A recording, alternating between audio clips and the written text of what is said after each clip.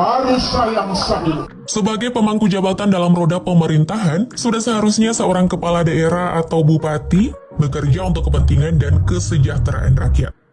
Alih-alih bekerja sesuai dengan amanah dari rakyat, sejumlah bupati cantik ini justru menyeleweng dari tugas utamanya, hingga terlibat dalam kasus hukum. Siapa sajakah mereka? Berikut ini adalah 7 bupati cantik yang bikin rakyatnya menderita. Puput Tantriana. Beberapa waktu yang lalu, warga Probolinggo dihebohkan dengan kasus penangkapan sang bupati yang tak lain adalah Puput Tantriana. Bagaimana tidak, pada saat dilantik pada tahun 2013, ia disebut-sebut sebagai bupati termuda di Indonesia. Tapi semua itu hanya tinggal kenangan. Kini Bupati Probolinggo nonaktif ini harus berurusan dengan hukum lantaran terlibat kasus dugaan korupsi jual beli jabatan di lingkup pemerintahan Probolinggo. Dalam operasi tangkap tangan yang dilakukan oleh KPK, ditemukan bukti berupa uang senilai ratusan juta rupiah dan sejumlah dokumen. Jumlah tersangka yang terlibat dalam kasus ini berjumlah 22 orang, termasuk Puput dan sang suami, Hasan Aminuddin, yang merupakan anggota DPR RI dari fraksi Nasdem. Well, ternyata nggak cuma kompak jadi politisi ya, tapi pas jadi koruptor juga kompak. Ampun.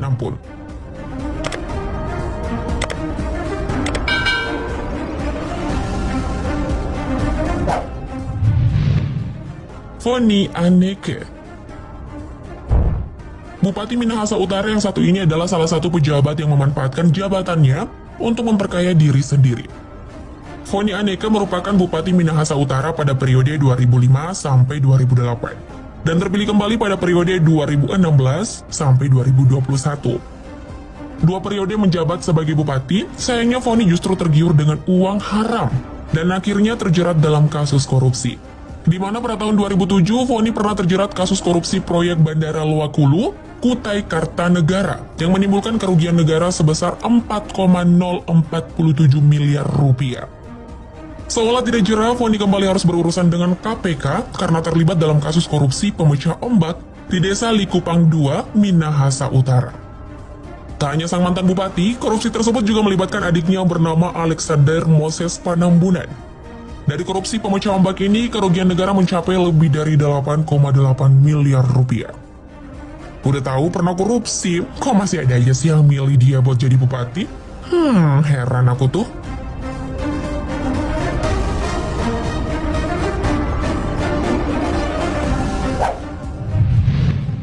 Sri Wahyumi Maria Manalip. Masuk di dunia politik dengan embel-embel janji manis, sukses membuat Sri Wahyuni Maria Manalip menarik perhatian rakyatnya. Terbukti, ia berhasil terpilih sebagai Bupati Kepulauan Talaut periode 2014-2019. Belum sempat menyelesaikan janji manis kepada rakyatnya, Sri Wahyuni justru dicedok KPK. Yap, Bupati cantik yang satu ini terlilit dalam kasus penerimaan gratifikasi terkait proyek revitalisasi Pasar Lirung dan Pasar Beo di Kabupaten Kepulauan Talaut tahun 2019. Dalam perkara ini, Sri Wahyuni terbukti menerima perhiasan dan barang-barang branded dari pengusaha Bernard Hanafi Kalalo senilai 513,8 juta rupiah. Alhasil, Sri Wahyuni ditetapkan sebagai tersangka dengan hukuman 2 tahun penjara dan denda 209 juta rupiah. Setelah menjalani masa tahanan selama 2 tahun, Sri Wahyuni sempat bebas dari lapas wanita Tangerang pada 28 April 2021. Namun KPK kembali menahan Sri Wahyuni atas dugaan menerima gratifikasi senilai 9,5 miliar rupiah. Kasus ini merupakan pengembangan dari perkara dugaan suap dalam lelang pekerjaan revitalisasi Pasar Lirung dan pekerjaan revitalisasi Pasar Beo pada tahun 2019, yang sebelumnya juga menjerat Sri Wahyuni. Padahal udah hampir menghirup udara segar, malah ketangkep lagi.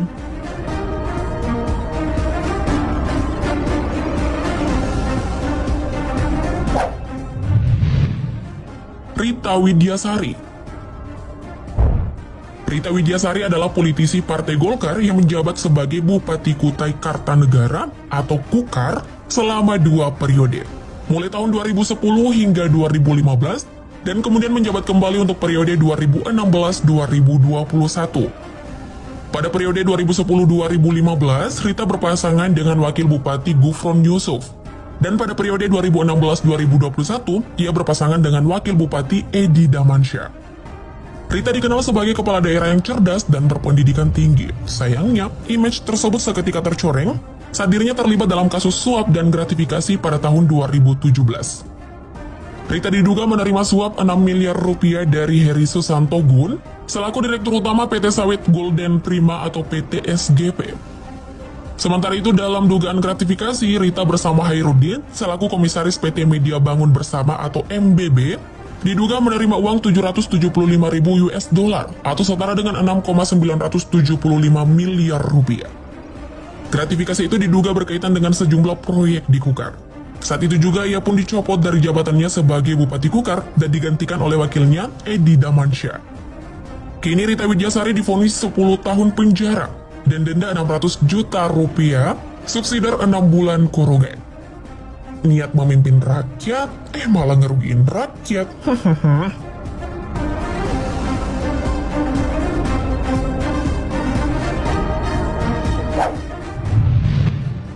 Siti Masyita. Siti Masyita merupakan anak dari mantan Direktur Utama PT Garuda Indonesia, Suparno. Berasal dari keluarga yang kaya raya, tak lantas membuat wali kota Tegal periode 2014-2017 ini merasa cukup dengan harta yang ia miliki.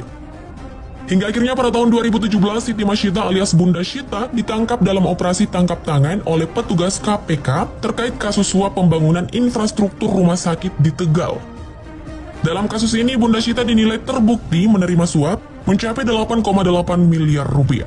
Suap tersebut berasal dari berbagai hal, seperti uang hasil operasional RSUD Kardina, pengadaan alat kesehatan, uang proyek strategis, serta uang suap jabatan. Atas kasus ini, Bunda Syita divonis 5 tahun penjara. Hidup udah enak dan bergelimang harta, kenapa harus korupsi lagi sih, Bun? Bikin negara tambah rugi aja deh.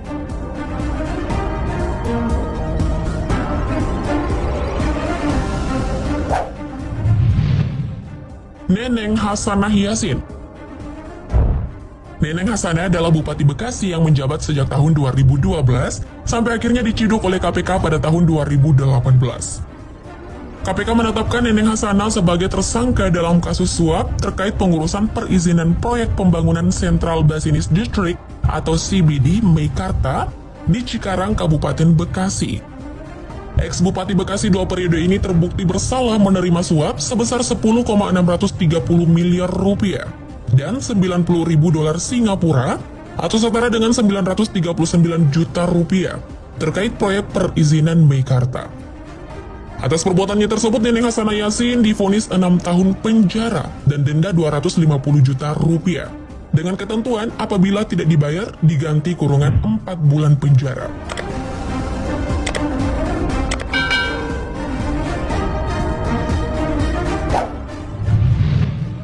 Faida.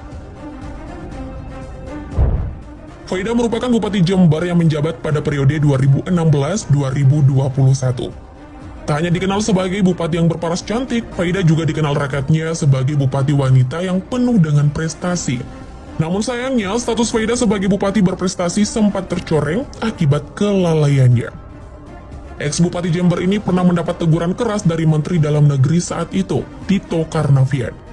Bukan tanpa alasan, pasalnya Faida dianggap telah melakukan pelanggaran protokol kesehatan dalam tahapan pilkada, yakni saat melakukan pendaftaran ke kantor KPU Jember dengan membawa ribuan massa pendukung.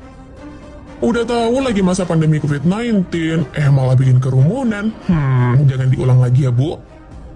Dari mereka kita belajar bahwa kecantikan tidak menjamin orang tersebut bisa dipercaya 100%. Thank you, update